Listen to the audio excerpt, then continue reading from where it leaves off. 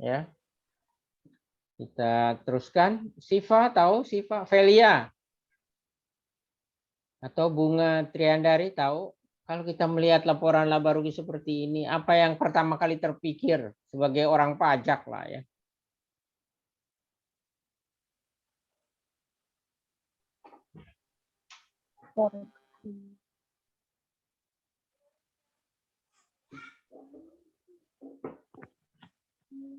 Siva, Velia, Koreksi Firda. fiskal bukan Pak? Kenapa? Harus dikoreksi fiskal ya Pak?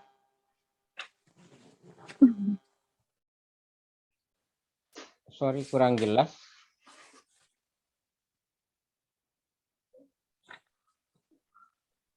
Harus buka apa? Harus Katanya dikoreksi fiskal, bukan Pak? Bukan itu. Barangkali Firda atau Lisa.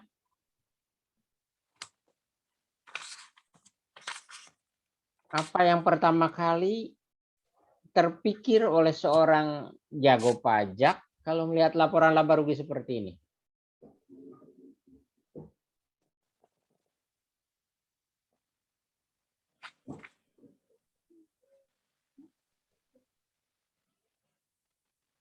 Baru pulang kerja ya, kerja terus duitnya numpuk nih, Velia. Tidak ada yang tahu, Dio juga tidak tahu. Sania?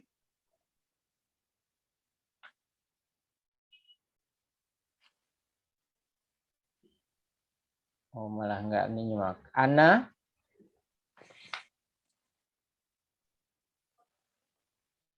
Rizka Purnamasari?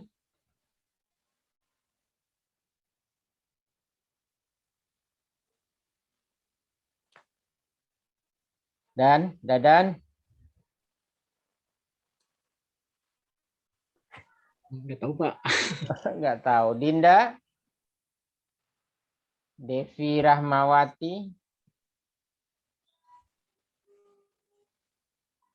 Nur Fatimah Fatia? Nggak tahu Pak. Enggak tahu ya. Sedih saya. Teni Oktavianingrum? Tahu enggak?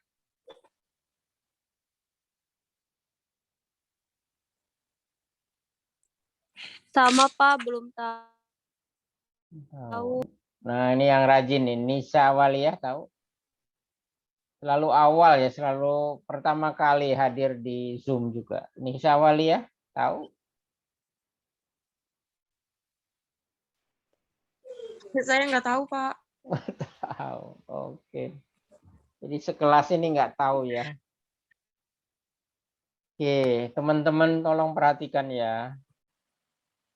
Rata-rata negara di dunia memungut pajak dari badan atau usaha atau siapapun yang berusaha ya, badan usaha terutama, itu dasarnya adalah pengelompokannya dari omsetnya ya.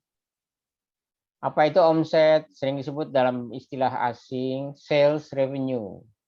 Sales revenue itu apa? Di Indonesia itu hanya penjualan saja. Jadi kalau kita lihat ya, PT Mucele Indonesia dengan penjualan omsetnya 7.650.300.000. Apa yang terpikir oleh kita? Pertama yang terpikir bahwa PT Mucele adalah termasuk perusahaan menengah. Apa perusahaan menengah? Perusahaan yang omsetnya di antara 4,8 miliar sampai 50 miliar. Berarti PT Mucele ini berada di posisi sebagai perusahaan menengah. Lalu kita harus ingat, oh kalau begitu tarifnya, tarif pajaknya berapa? Itu harus langsung teringat, oh ini tarifnya begini loh. Kenapa? Karena kalau berada di bawah 4,8 miliar, tarifnya adalah 0,5% dari omset. Kita sebagai pemerhati pajak harus langsung paham, oh ini 0,5% dari omset. Ya, tarifnya sesuai dengan PP 23 2018. Ya, gitu. Nah ini 7.650.000.000 berarti berada di kisaran antara penghasilannya omsetnya adalah 4,8 lebih sampai 50 miliar. Terus kalau termasuk perusahaan menengah tarifnya berapa? Ada yang tahu?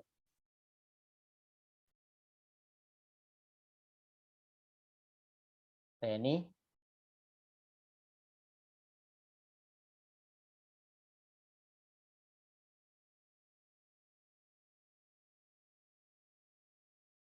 oke, sekarang saya mau tanya, tarif pajak badan itu berapa sih? 25%, Pak. 22. Pak. Sekarang 22, kemarin 2019 25. Ya, sampai 2010 28 ya. Jadi kurang lebih 9 tahun ya, 25%. Lalu sekarang 22%. Rencana diturunin lagi ke 20% nanti ya. Nah, apakah PT Mujle ini menggunakan murni perhitungan sesuai dengan pasal 17 ayat 1 atau tidak?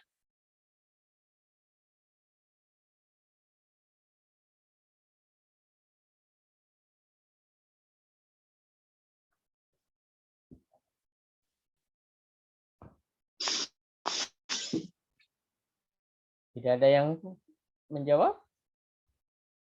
Tarif pajaknya berapa ini untuk PT Mujle ini? Jadi kalau kita orang pajak, begitu lihat laporan laba rugi, oh penjualannya sekian, oh udah tarifnya begini. Oh sekian, oh tarifnya segini. Oh penjualannya 55 miliar, oh berarti tarifnya 22%, gitu loh maksud saya. Jadi belum apa-apa tuh sudah kepikir, oh tarif pajaknya sekian, gitu loh. Jangan, apa ya, gitu ya. Jadi kalau kita lihat omset penjualannya 7,65 miliar, oh berarti termasuk perusahaan menengah. Ada yang pernah dengar perhitungan PPh terhutang menggunakan fasilitas pasal 31E?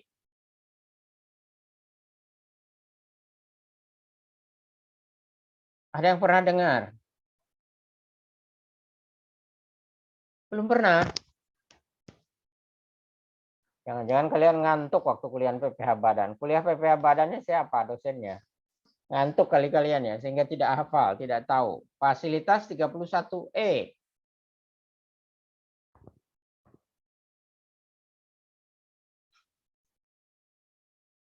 Farida tidak tahu fasilitas 31E?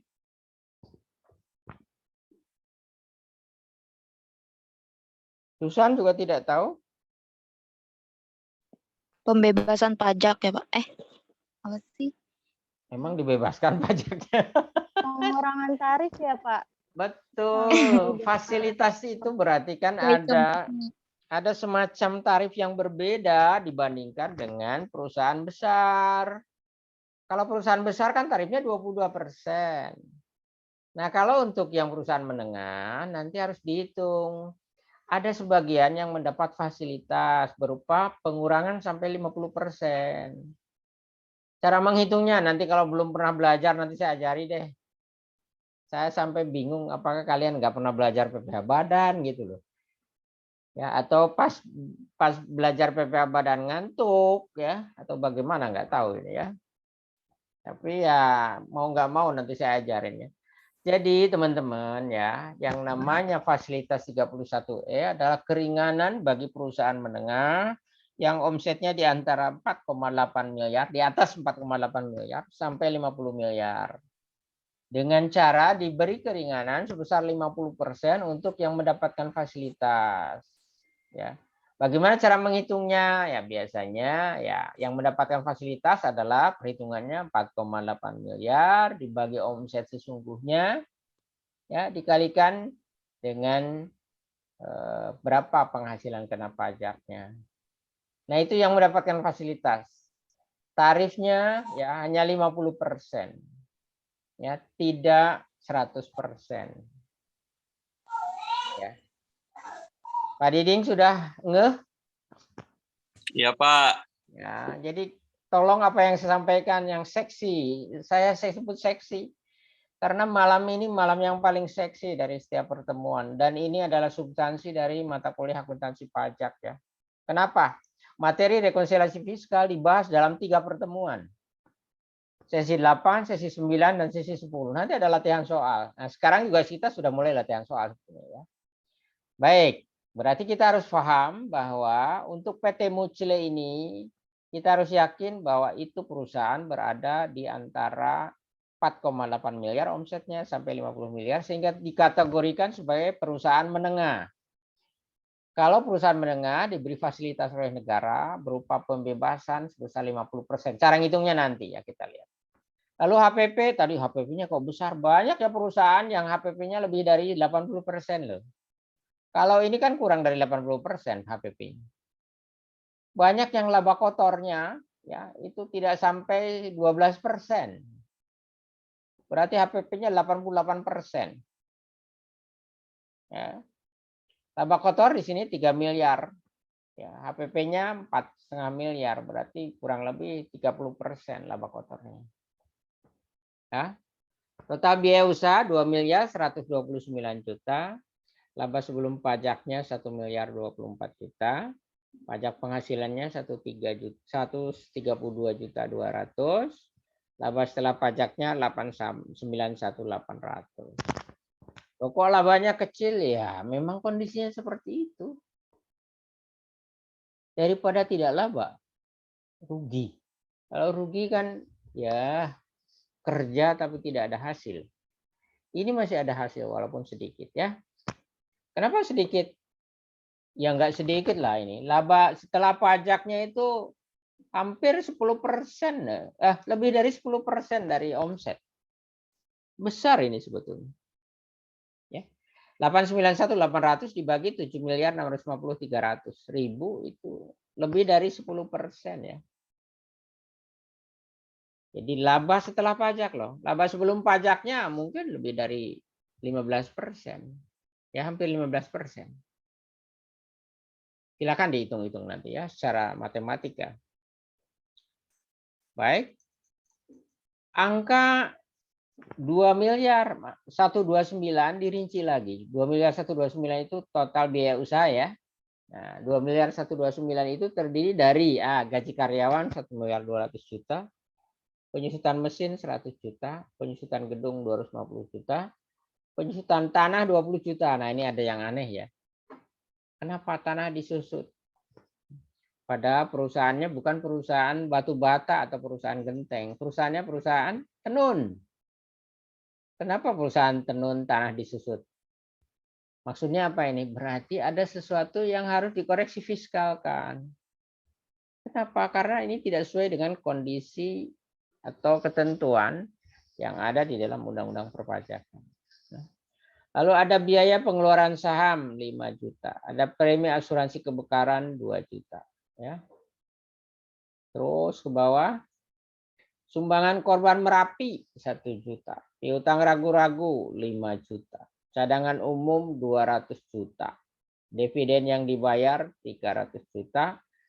PPh pasal 25 yang dibayar 46 juta. Nah, kemarin saya sudah sebutkan ya. Tadi juga ada beda-beda konsep ya tentang dividen. Ya.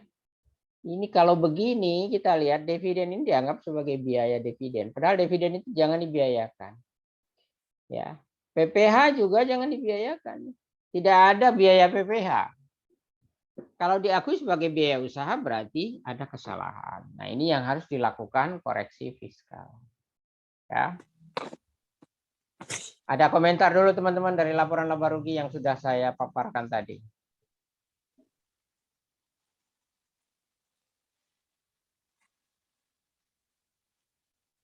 Oke, kalau tidak ada informasi tambahan. Dalam jumlah gaji karyawan sebesar 1,2 miliar tadi ya, termasuk juga pengeluaran pribadi direktur utama sebesar Rp1.500.000 sebulan untuk biaya sopir dan iuran asuransi kecelakaan dan kematian karyawan Rp100 juta. Dan beras yang dibagikan kepada karyawan Rp20 juta. Ada apa ini? Nah, ini ada hal-hal yang dilakukan oleh pribadi direktur yang diakui sebagai pengeluaran perusahaan. Lalu ada asuransi kecelakaan yang dibayar oleh karyawan diakui oleh perusahaan. Lalu ada tunjangan dalam bentuk beras natura itu dianggap sebagai pengurang penghasilan. Itu masalah ya. Berarti harus dilakukan koreksi fiskal. Kenapa saya membuat soal yang ekstrim? Biar kalian paham, oh itu loh, koreksi fiskal itu karena itu. Gitu. Lalu yang kedua, hasil stok opnam ditemukan nilai persediaan akhir lebih tinggi 500 juta dari nilai yang dilaporkan dalam laporan laba rugi. Berarti akan ada perbedaan perhitungan harga pokok penjualan. Ya, dan ini harus dikoreksikan. Ya, bagaimana pengaruh ya nilai persediaan yang lebih tinggi sebesar 500 juta rupiah. Kalau persediaan ya akhir lebih tinggi berarti HPP bagaimana?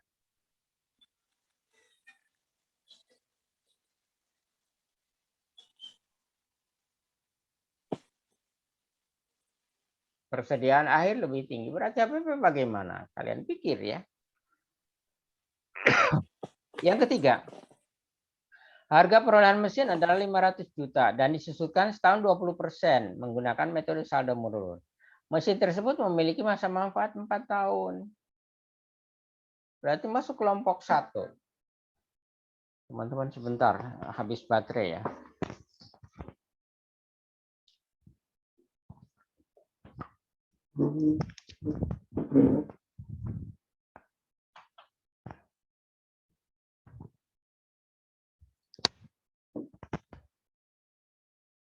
Nah, mesin disusut 20% berarti berapa tahun? Siapa yang jago akunting? Farida? Kalau mesin disusutkan setahun 20% berarti penyusutannya berapa tahun?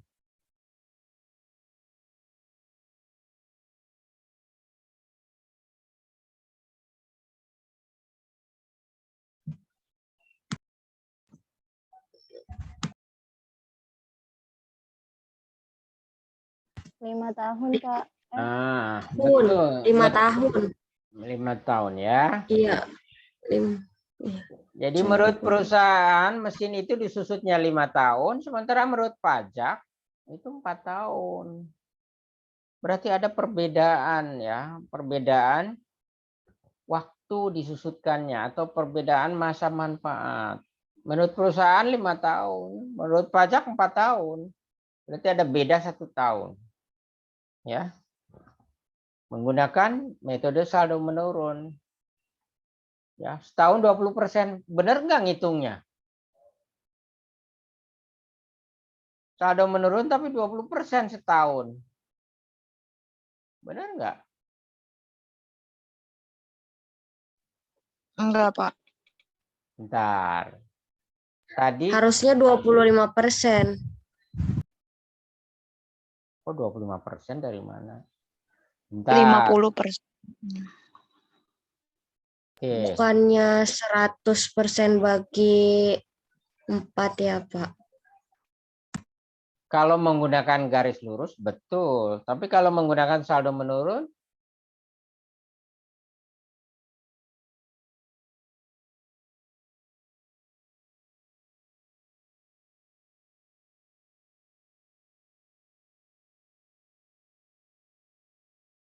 oke.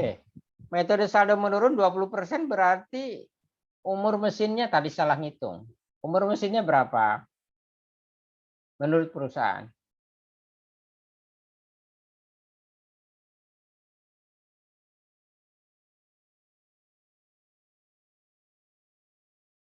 Siapa yang jago akunting itu dulu? Pernah ingat sih siapa ya? Bentar.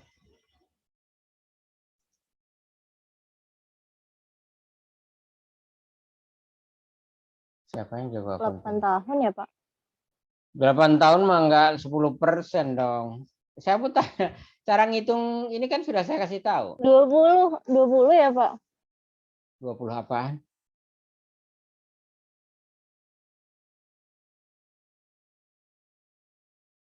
Kalau menggunakan metode saldo menurun setahunnya 20% berarti mesin ini disusut berapa tahun?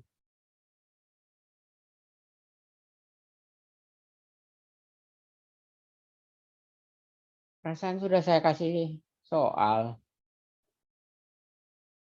Ya. Kalau menghitung saldo menurun bagaimana? Kalau nggak salah sudah saya beritahukan. Pertama, menghitung menurut garis lurus dikalikan 2. Pernah ya?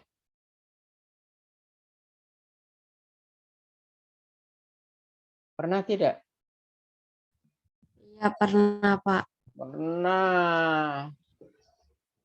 Jadi kalau hasilnya setahun disusutkan 20%, berarti mesin itu disusutnya berapa tahun? 5 tahun. 5 tahun lagi. Kalau garis lurus, ini kan menggunakannya saldo menurun. 4 tahun. 4 tahun lagi. 4 tahun kan ketentuan pajak di situ.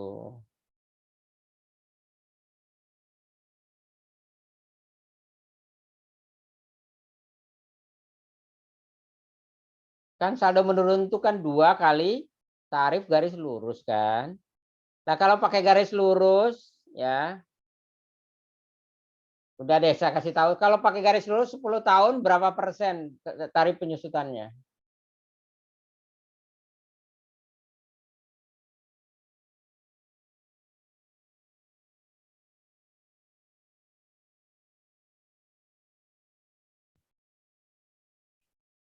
%100 dibagi 10 tahun berapa? 10% kan?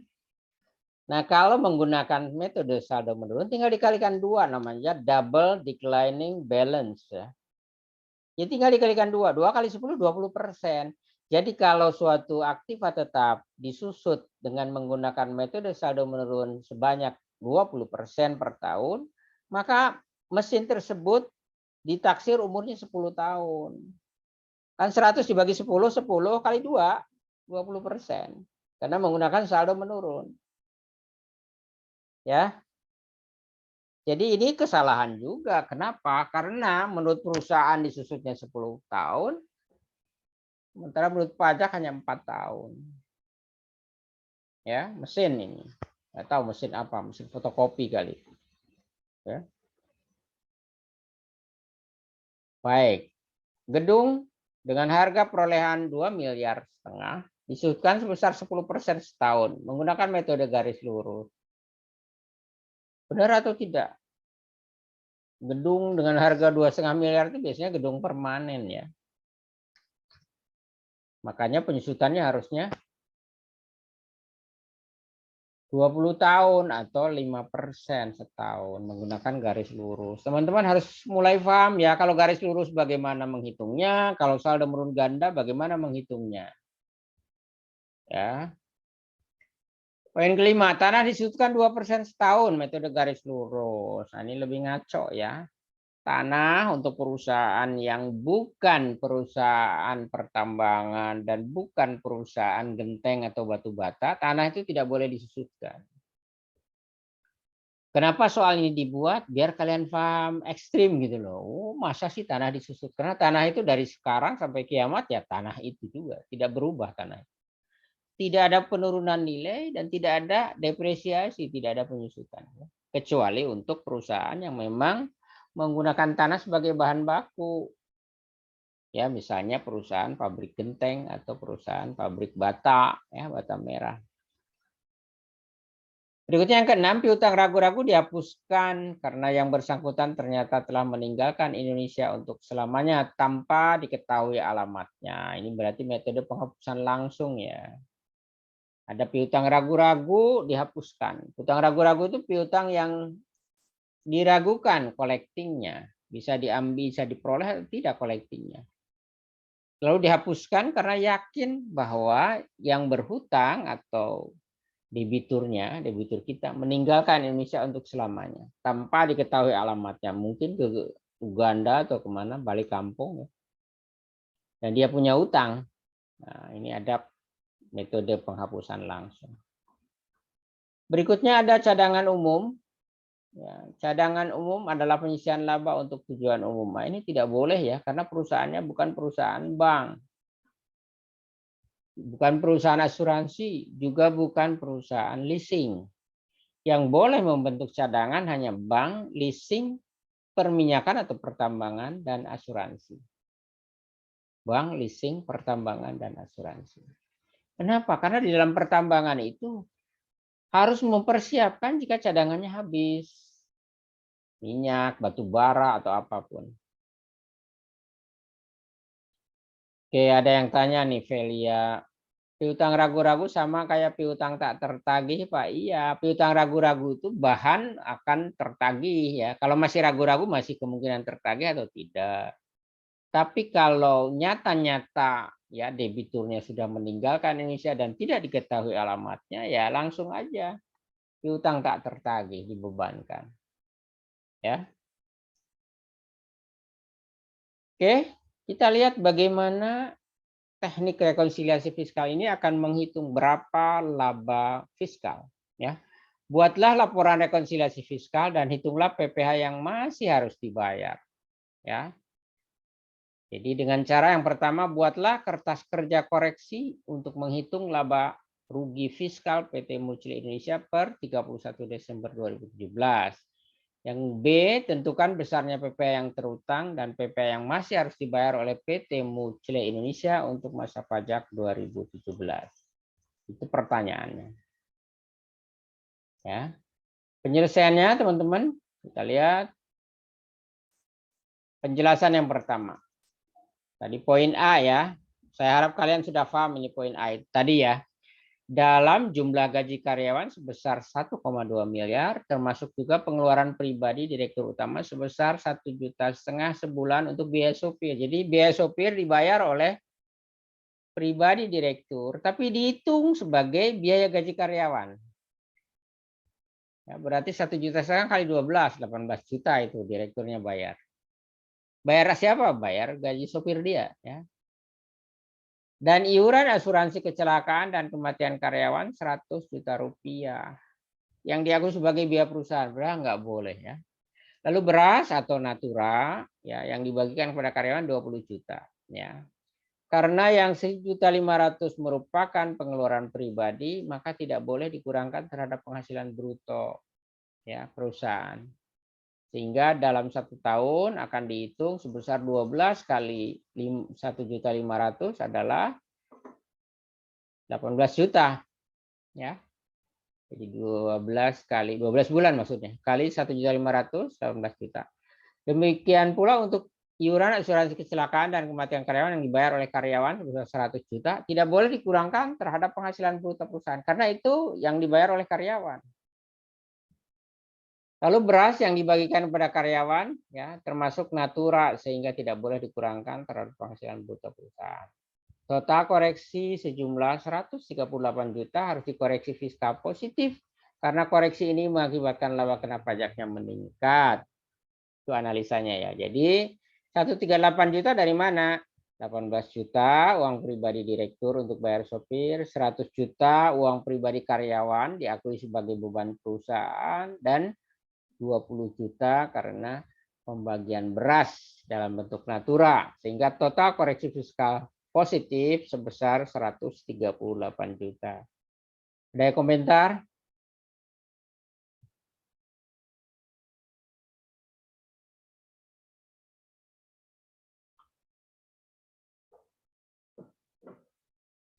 Tidak ada atau masih bingung ya? Silakan nanti buat sendiri ya rekonsiliasi fiskalnya. Hasil stok opnam ditemukan nilai persediaan akhir lebih tinggi 500 juta rupiah dari nilai yang dilaporkan dalam laporan laba rugi. Stok opnam merupakan cara perhitungan persediaan akhir secara fisik atau secara langsung. Nilai persediaan akhir ini berpengaruh pada nilai HPP. Tadi sudah saya tanyakan. Jika hasil stok opnam ditemukan nilai persediaan akhir lebih tinggi 500 juta dari nilai yang dilaporkan dalam laporan laba rugi, maka nilai persediaan akhir tersebut perlu dikoreksi agar sesuai dengan nilai persediaan akhir sesungguhnya. Akibatnya harga pokok penjualan juga perlu dikoreksi. Jika nilai persediaan akhir naik sebesar 500 juta, maka harga pokok penjualan akan turun 500 juta. Kebalikannya ya, kalau persediaan akhir naik, HPP akan turun. Turunnya harga pokok penjualan ini berakibat naiknya laba kotor atau laba kena pajak. Maka koreksi sebesar 500 juta ini disebut koreksi fiskal positif.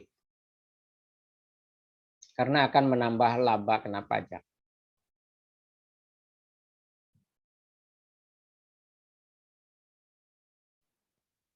Bagi kalian yang kurang paham akuntingnya, di sini akan bingung nih, kenapa begitu ya. Kita harus tahu bahwa HPP adalah penjumlahan dari persediaan awal ditambah total pembelian bersih dikurangi dengan persediaan akhir.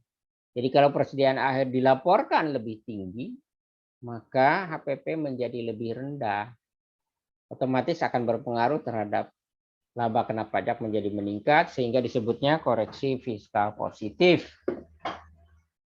Berikutnya, harga perolehan mesin adalah 500 juta dan disusutkan setahun 20% metode saldo menurun. Mesin tersebut memiliki masa manfaat 4 tahun. Nah, ini ya. Penyusutan merupakan cara perhitungan manfaat ekonomis yang dinikmati atau terpakai selama 1 tahun. Nilai penyusutan ini akan mempengaruhi nilai ekonomis dari mesin tersebut.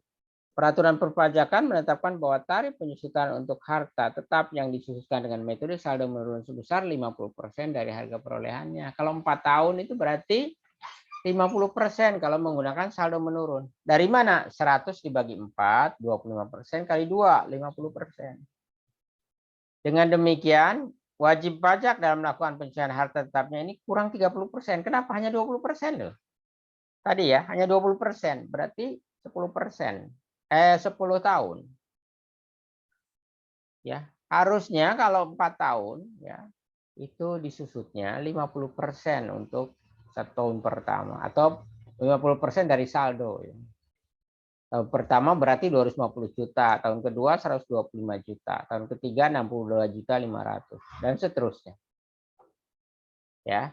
Berarti ada perbedaan pengakuan penyusutan. Menurut fiskal itu harusnya 50%, sementara menurut komersil hanya 20%. Berarti kurang 30%.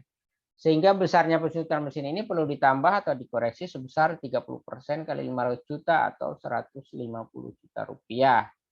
Karena adanya penambahan biaya penyusutan ini, biaya penyusutan menjadi lebih besar atau naik sebesar 150 juta. Hal ini menjadikan turunnya laba kena pajak sebesar 150 juta.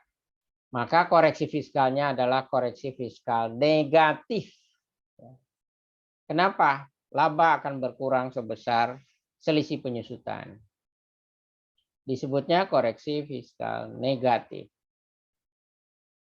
Karena penyusutan menurut fiskal lebih besar dibanding penyusutan menurut komersil.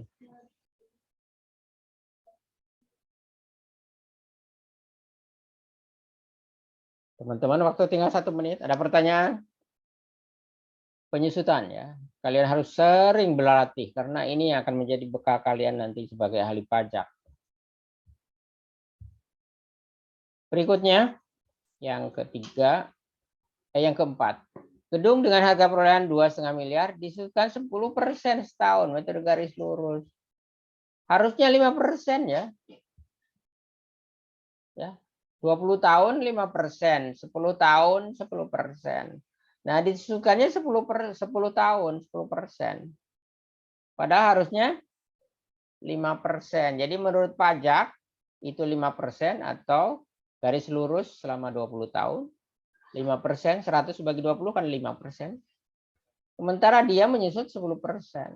Berarti ada perbedaan. Menurut pajak lebih kecil dibanding menurut perusahaan. Perbedaannya berapa? Ya, 5%. 5% kali 500 juta. Ya. Jadi besarnya penyusutan bukan 250 juta, tetapi hanya 125 juta. Karena sudah terlanjur dibebankan sebesar 250 juta, maka biaya penyusutan gedung perlu dikoreksi menjadi 125 juta. Atau biayanya turun 125 juta.